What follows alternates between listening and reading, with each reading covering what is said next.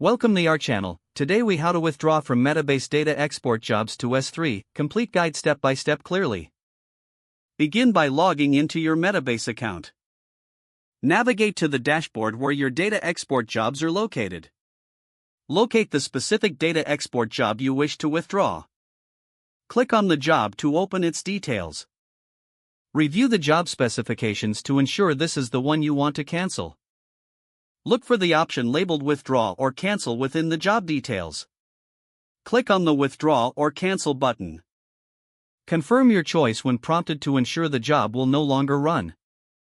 Once confirmed, check the job status to verify it has been withdrawn. If necessary, repeat these steps for any additional export jobs you wish to withdraw.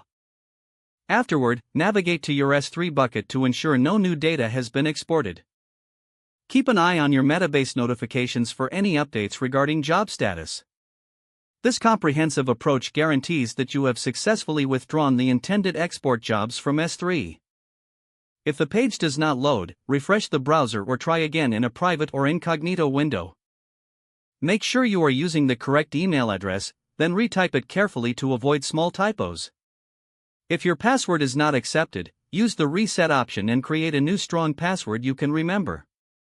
Check your spam folder for verification or security emails, then complete any requested confirmation steps.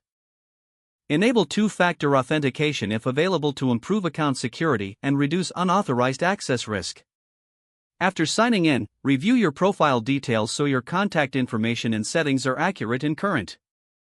If you see an error message, note it down and try again after restarting your device and internet connection. Log out when you finish, especially on shared devices, to keep your account and payment information secure. If the page does not load, refresh the browser or try again in a private or incognito window. Make sure you are using the correct email address, then retype it carefully to avoid small typos. If your password is not accepted, use the reset option and create a new strong password you can remember. Check your spam folder for verification or security emails, then complete any requested confirmation steps.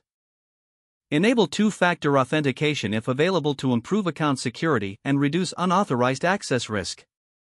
After signing in, review your profile details so your contact information and settings are accurate and current. If you see an error message, note it down and try again after restarting your device and internet connection. Don't forget to like this video and subscribe to our channel for more step-by-step tech guides.